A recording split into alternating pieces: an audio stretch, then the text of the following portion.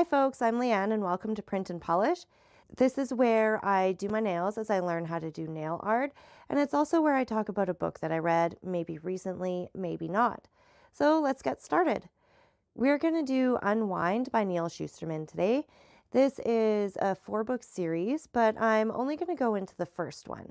The hardcover was published in 2007 and it comes out to 352 pages. This is a dystopian series, meaning that it takes place in a bleak future, a really bleak future. Before I can get into the characters and the plot, I need to go over a little background about the American society in the series, and let me tell you, it's messed up.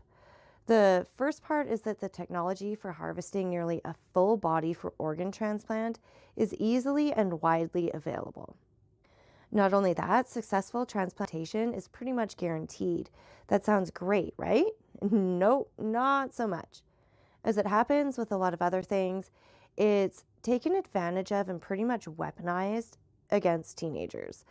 Abortion is made illegal in favor of unwinding. Unwinding is the process of harvesting an entire body for transplant, and parents can choose to have their teens unwound after a certain age, for any reason. Kids too expensive, they're misbehaving, they're not smart enough, whatever.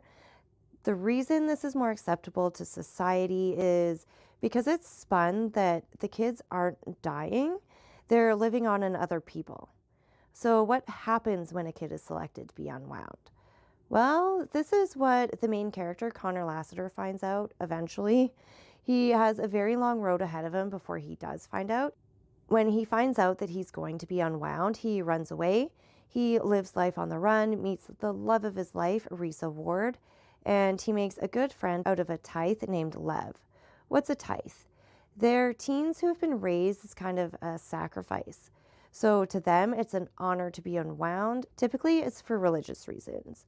Connor actually meets Lev and Risa as he's running away from the juvie cops, who are police who are tasked with hunting down kids who are running away from being harvested. The difference between Risa and Lev is that Risa joined Connor willingly, while Lev was taken as hostage because Lev wanted to be unwound. Throughout the book, there's a ton of action. The kids are always running from the juvie cops. Lev even causes a lot of his own ruckus by wanting to turn himself in. Remember, he's a tithe. He wants this. At one point, Connor and Risa even end up with a storked baby for a little bit. A storked baby is one that was given up for adoption. There's laws saying that you can drop a baby off on someone's doorstep, anyone's doorstep, and it's perfectly acceptable. Anyway, a really cool lady, Hannah, she ends up helping Connor and Risa by taking the baby and sending them on the right track to find a sort of underground railroad for AWOLs, the kids who have escaped. They come across a huge number of kids in the same boat. Unfortunately, this is when they cross paths with Roland. He's a bully. He has violent tendencies and he has to be basically king of the hill at all times. He really resents it when Connor shows up and he starts gaining popularity. They make their way to the graveyard run by Admiral Dunphy. They make a home of sorts there and they even have jobs. There's a riot and Risa and Connor have to take the Admiral to the hospital and they get busted and sent to a harvest camp. There's lots of different things that happen at the camp, one of them being that Lev becomes a clapper.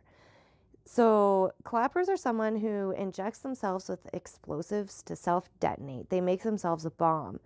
He doesn't do it though. He doesn't go through with it. His 2 accomplices do though, and Lev ends up saving Connor and Risa, but not without serious medical consequences for both of them. It's a fantastic read, folks. I barreled my way through the entire series in no time.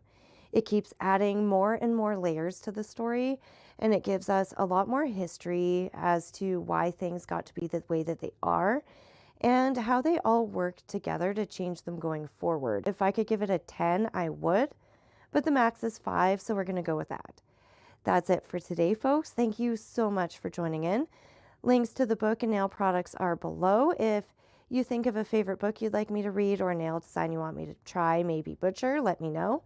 If you'd like something maybe a little bit different, check out my other playlists where I read classic novels like The Count of Monte Cristo. Thanks again and have a great day. I'll see you later.